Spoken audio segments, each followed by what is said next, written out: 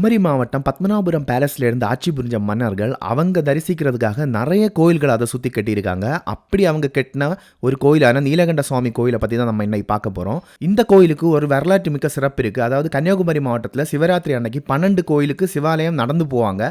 அதில் இது 7வது இடத்துல இருக்குது. இந்த கோயில் பெரிய ராஜ கோபுரம், அழகான தெப்பக்குளம், நிறைய சிற்பங்கள் நிறைஞ்ச மண்டபம், இந்த மாதிரி இந்த கோயில் வந்து பயங்கரமான கலை அம்சத்தோட அமைக்கப்பட்டிருக்கு. இந்த கோயிலில் இருக்கிற சிவபெருமான் வந்து சுயம்பு லிங்கமாக வந்ததா வந்து சொல்கிறாங்க. அது மட்டும் இல்லை, இந்த கோயிலில் அனந்தவல்லி தேவிக்கு தனியாக வந்து ஒரு சன்னதியே இருக்குது. இங்கே இருக்கிற அனந்தவல்லி தேவிக்கு சுயம்பர அர்ச்சனை செஞ்சு வந்தால் திருமண தடைகள் நீங்கணும், சீக்கிரம் திருமணம் கைகூடணும் வந்து சொல்கிறாங்க. எல்லா நவராத்திரிக்கும் இந்த கோயில் தெப்பக்குளத்தில் தெப்ப திருவிழா வந்து ரொம்ப சிறப்பாக வந்து கொண்டாடுறாங்க.